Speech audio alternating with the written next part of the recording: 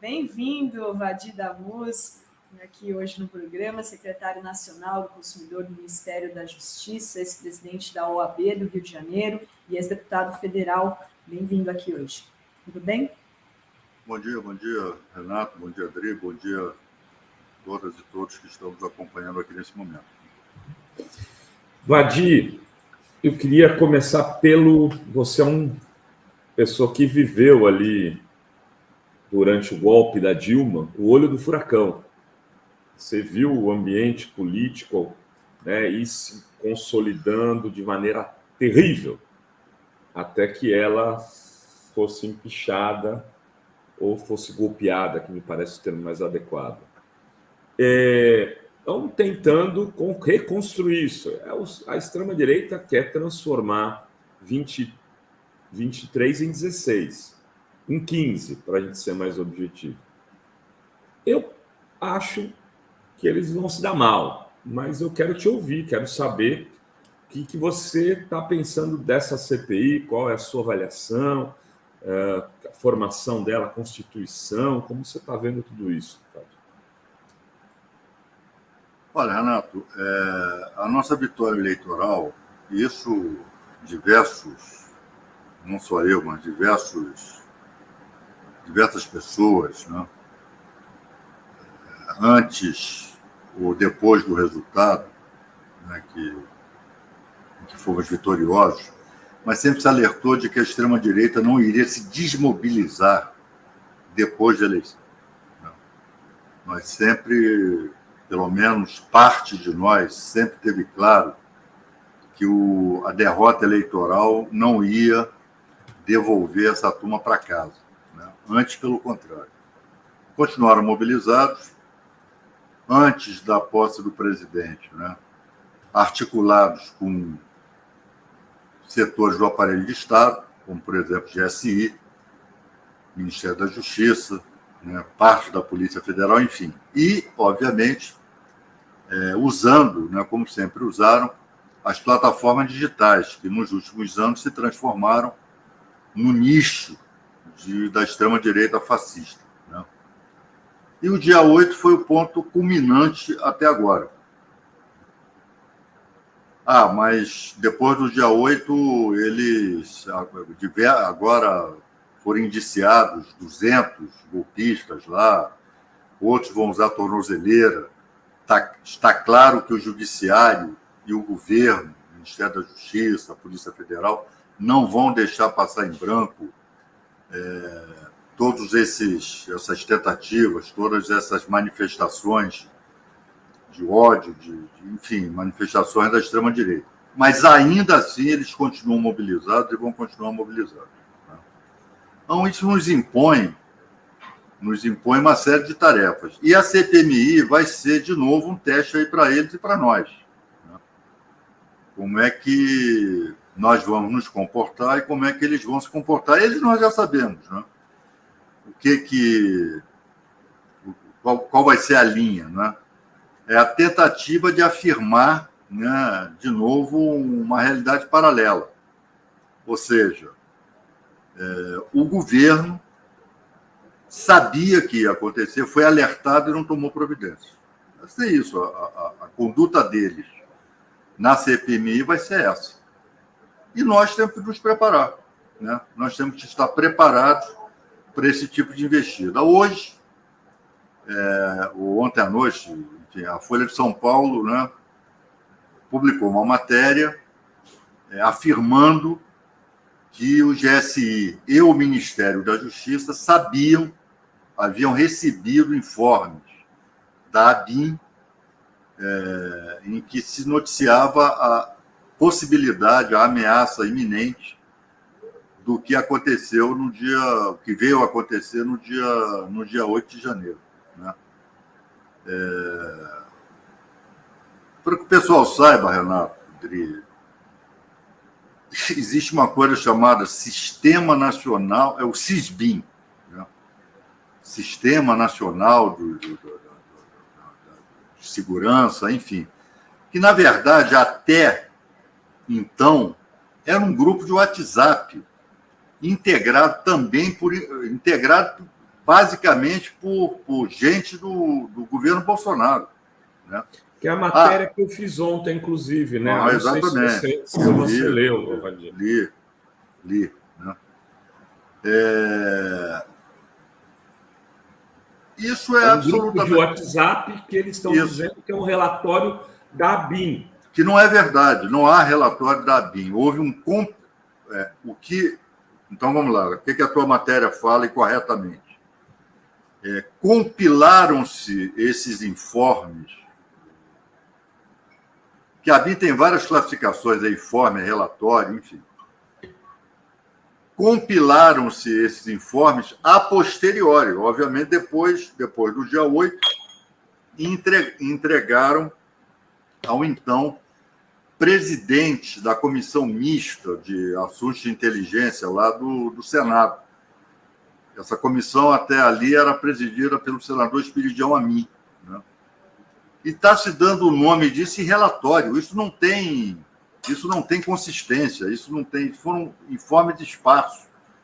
Isso não demonstra por si só prévio conhecimento do que aconteceria no dia 8, né? É bom que se diga, o ministro Flávio Dino pediu, em 48 horas de antecedência, a intervenção da Força Nacional. Havia um plano de contenção, já que se tinha notícia de que diversos ônibus estavam chegando em Brasília, que foi acertado com o governo do Distrito Federal, e o governo do Distrito Federal, bom lembrar, né, que até dia 31, o responsável era o presidiário Anderson Torres, né, que era o secretário. Até dia 31, não. Depois do dia 31. Dia 1º até o dia 8. A partir do dia 1º, ele era o secretário de Segurança Pública. Saiu correndo para os Estados Unidos, né? E sabe-se lá o que ele fez lá nos Estados Unidos em termos de orientação para os seus comandados aqui na Secretaria de Segurança Pública. E, enfim, quem era o responsável no governo do Distrito Federal em fazer cumprir aquilo que foi combinado com o Ministério da Justiça, com a Polícia Federal, não fez cumprir. Então, aquelas pessoas, aqueles terroristas, né, aqueles delinquentes, não foram contidos onde deveriam ser contidos, a muitos metros de distância da Praça dos Três Poderes, né? Abriram-se as comportas para que eles entrassem. E, no mais, o resto é história, né? Foi o que aconteceu no dia 8. E agora, qual que é a sua expectativa assim, para a composição da CPI? O governo vai ter maioria, vai conseguir derrubar essa deturpação que eles estão querendo fazer sobre o dia 8? Rodrigo, nós temos que ser muito, né, objetivos e tentar analisar as coisas de acordo com a maior precisão que a realidade nos impõe. Nós teremos, assim, formalmente, uma maioria, acho que teremos, mas que maioria é essa? Qual é, naquilo que nós vamos chamar de maioria, qual é o grau de fidelidade de parte dessa maioria, qual é o grau de adesão a orientações que venham a ser dadas, que parte dessa maioria vai aderir. E isso a gente acha que só vai saber na dinâmica dos trabalhos. O que nós temos que fazer, acho que, de fato, a base real do governo, a base fiel, o PT, os partidos de esquerda, o PSOL, o PCdoB, enfim, né, tem que estar preparado. Designar os melhores quadros, aqueles que têm experiência em embates, aqueles chamados palanqueiros, né? Quem tem efetivamente capacidade de enfrentamento, que estejam munidos, né, de informações, é com esses e essas que nós vamos ter que contar, né? Eu quero acrescentar aqui, Vadir, é com aqueles que têm redes sociais fortes. Desculpa fazer essa sugestão, porque ontem a gente fez um estudo pelo Dataforum, coordenado pelo Edgar Pitino, que ele mostra que está equilibrado nas redes, com vantagem para os bolsonaristas. se não me engano, 53-45, aí tem 2 indecisos, tal. Uma vantagem pequena para os bolsonaristas, e que se você tirar das redes o Janones e o Boulos, a vantagem fica absurda. Então, que são 2 que aparecem com redes muito fortes. Eu passei esse estudo aí, a gente publicou, tal. Me preocupa a escalação desse time, porque às vezes a gente só se preocupa com a questão política tradicional, né, Vadir? O governo está discutindo isso, porque você chamou esse ponto dos palanqueiros, que é muito importante mesmo, porque eles, muitas vezes, esse cara não tem grande rede, mas ele viraliza. Vou dar um exemplo. O ministro da Justiça, Flávio Dino. O vídeo mais assistido da Fórum no YouTube é do Flávio Dino, naquela intervenção contra a Conja. 1.800.000 views. Ele não tem uma rede social forte, mas ele é um cara que viraliza, né?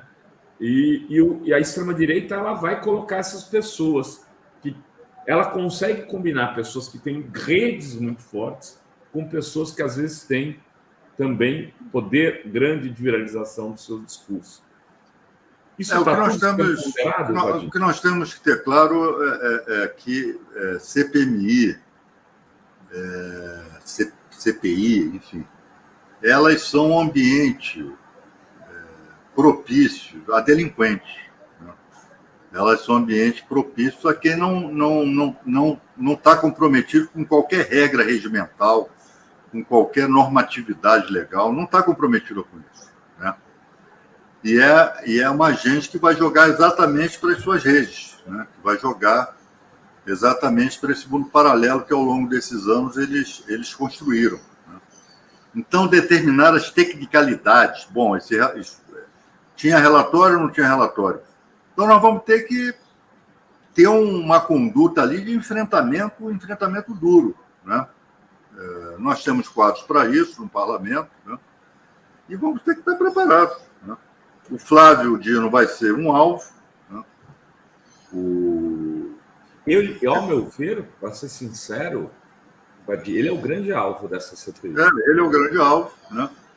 Eles ficaram animados. Ele não estava nesse grupo de WhatsApp, né, Vadir? Não estava. Não estava. Mas tinha alguém do Ministério da Justiça. Não há qualquer prova de que ele tenha recebido informação idônea, como eles estão dizendo que recebeu. Né? Repito, todas as medidas preventivas que deveriam ter sido adotadas foram preconizadas pelo ministro. O problema é que isso dependia do governo do Distrito Federal. A Polícia Federal, por exemplo, ela não faz patrulhamento de rua. Ela não enfrenta multidões em conflito. Né?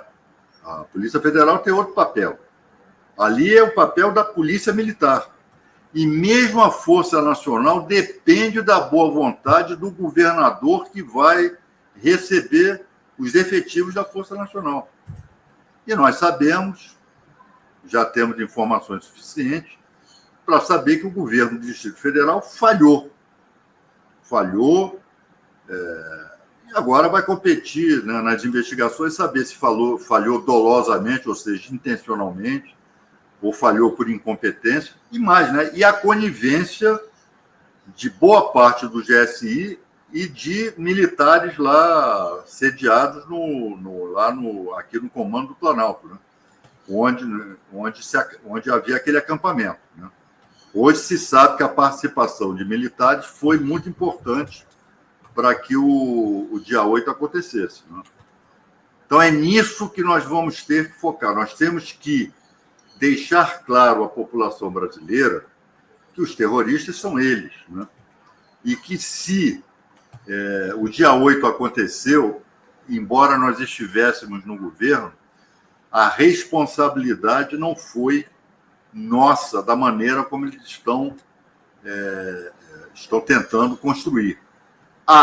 O general Gonçalves Dias possivelmente sabia, o general Gonçalves Dias esteve à altura dos acontecimentos? Não esteve à altura dos acontecimentos. Né? Não esteve. Né? Ele não O general talvez tenha desaprendido a comandar tropas, ou não tenha querido comandar naquele dia. Agora, foi exonerado, né? O GSI está passando pela faxina aí que nós estamos assistindo. Então, vamos entrar em campo aí na CPMI com a arma da verdade. E você acredita Você vai falar sobre o general G. Dias? Não, porque eu queria aproveitar esse ponto, então para não depois perder aqui. Aí é porque ele é um cara de grande confiança do Lula, né, Vadi?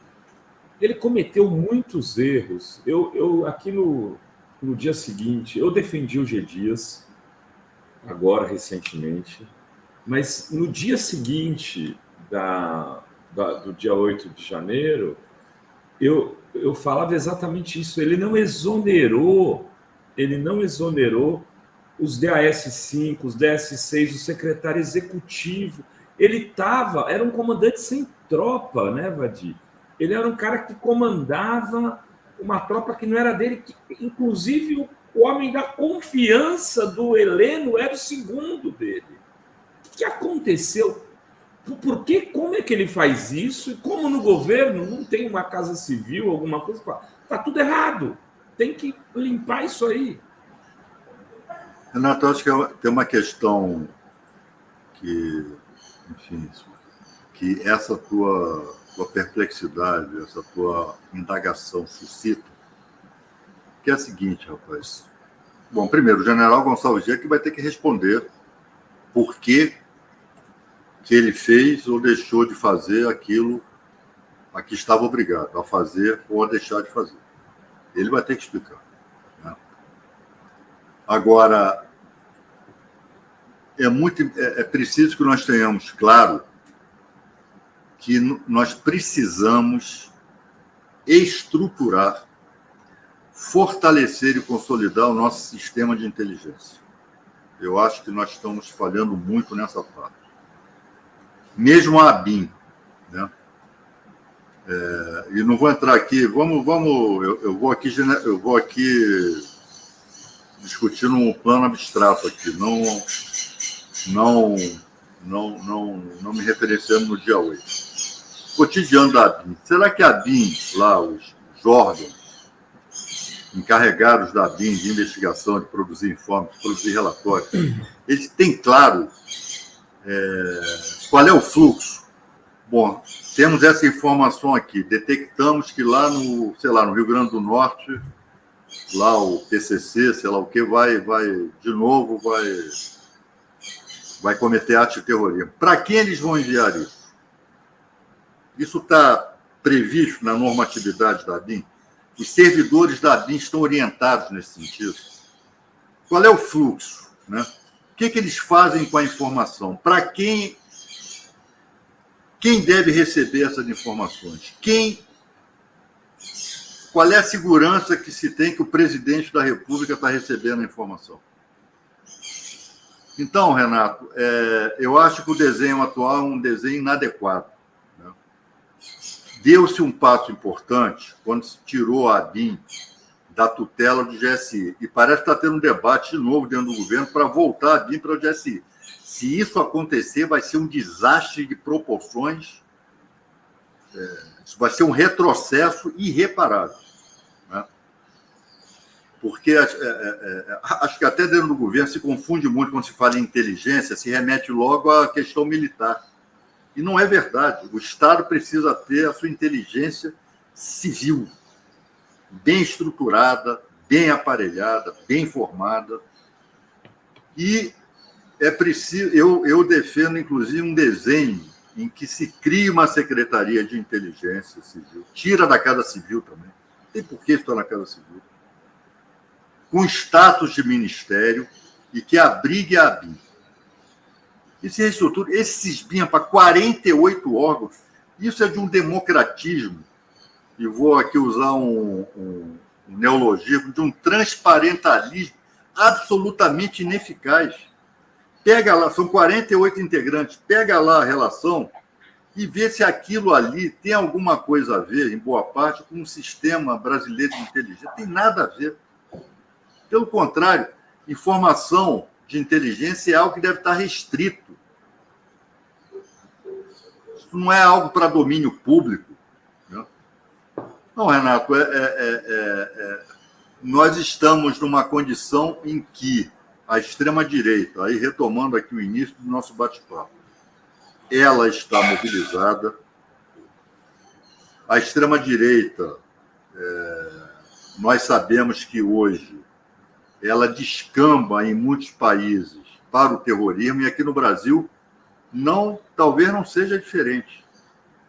E sem que ela seja monitorada de forma permanente, com informações claras, para aí sim a atividade repressiva do Estado se abater sobre eles, né, nós vamos correr riscos, o governo vai correr risco e a democracia vai correr risco.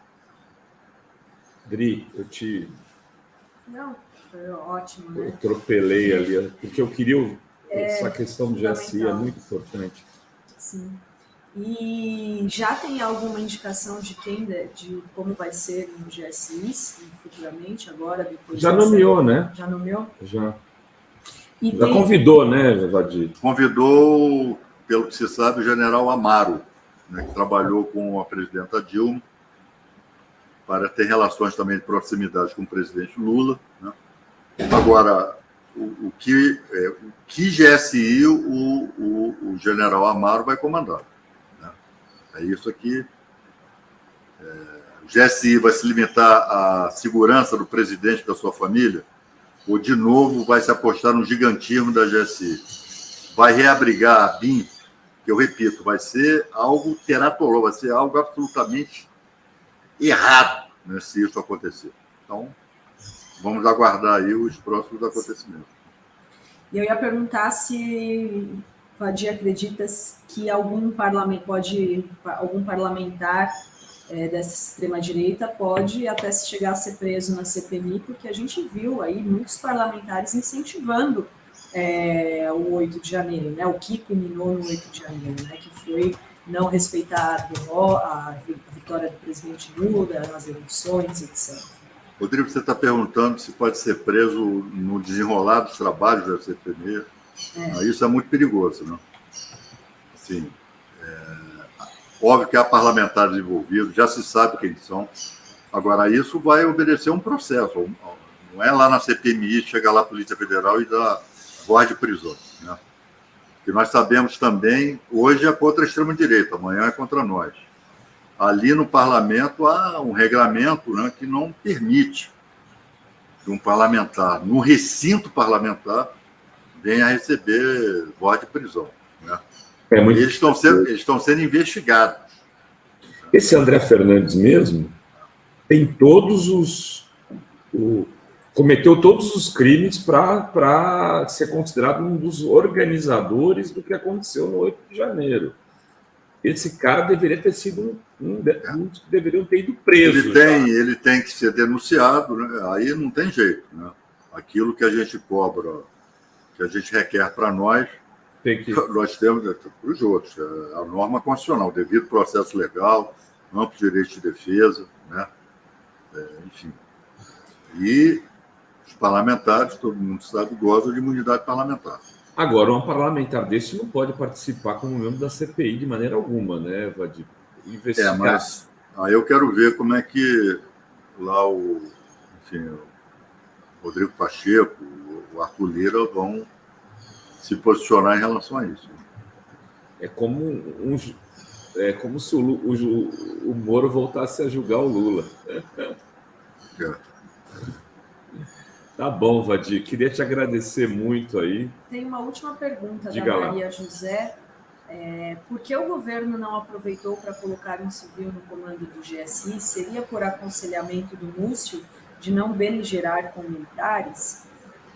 Olha, pode ser. Né? É bom lembrar o que precedia o GSI. Era a casa militar, a casa civil e casa militar. Né? Se não me engano, foi o Fernando Henrique Cardoso que acabou com essa... Em 99. Se não me engano. Né? E se teve a ideia de criar essa estrutura chamada GSI. Embora na época da ditadura A Casa Civil também era comandada por militar em diversos momentos. Goberigo Couto e Silva foi chefe daquela general Goberigo Couto e Silva. Então, esse é um debate. Eu não vejo problema em GSI. Eu, particularmente, esse desenho de GSI que está em vigor, se é para prevalecer isso, era melhor extinguir o GSI. Se o GSI vai ser reduzido, por exemplo, à segurança do presidente, tá bom. Não vejo problema em que seja comandado por militar. Não vejo problema, sinceramente. Não vejo problema. Agora, a questão não pode mais abrigar a BIM. Não pode remilitarizar o serviço de inteligência. Essa é a questão principal para mim. Essa é a questão crucial. Né? Mas falhou no G8. Falhou dolosamente. Falhou porque quem tinha a obrigação de proteger o Palácio do Planalto não quis proteger. Então, não é o órgão em si, não. Esse órgão está condenado a ser ineficiente, a ser incapaz. Não. Né? Um órgão de Estado não existe abstratamente. Ele existe a partir das pessoas que estão lá na sua direção e o estão integrando. Né? Então, eu não vejo problema, sinceramente. Eu acho que a questão não reside aí. Agora, se for o GSI de sempre, aí sim. Aí eu vejo problema. E aí, para mim, tanto faz ser comandado por civil ou militar. Né? Vai ser uma estrutura, do meu ponto de vista, inadequada. Muito bem. Muito bem, Vadir. Muito obrigado pela sua participação. Fique à vontade para um recado final, algum destaque final que você gostaria de fazer. Não é isso, pessoal. Agora vamos passar aí pela CPMI. Né? Nós vamos entrar preparados. Né? E, enfim, vai ser um embate e acho que vai acabar servindo para que nós, efetivamente, pelo menos no âmbito parlamentar, nós imponhamos uma derrota aí à extrema-direita e não se permitindo, né, que essa tentativa de construção de uma não-verdade, né, prevaleça como resultado da CPMI. Né? Vamos ver. Muito obrigada, Vadir. Obrigado, Vadir. Até Tchau. a próxima. Oi, gente. Vocês sabiam que a Fórum foi a primeira a noticiar que teve gente do Exército dentro do Palácio do Planalto ajudando os vândalos do 8 de janeiro a fugir?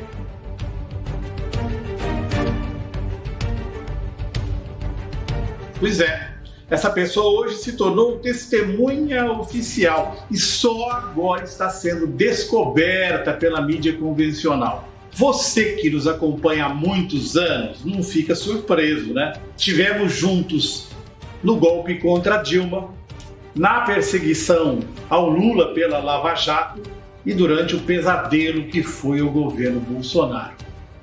Então você sabe melhor do que ninguém, fomos alvos de ações na justiça muito custosas. Por isso, a Fórum Filmes pede a sua contribuição para fazer um documentário sobre o dia histórico do 8 de janeiro, com informações e entrevistas exclusivas. Da mesma maneira que já antecipamos essa testemunha-chave para todo o processo. O Renato Rovai, futuro cidadão honorário de Sinop, Adri De Lorenzo e toda a turma da Fórum, inclusive eu, contamos mais uma vez com a sua ajuda para poder apresentar esse trabalho.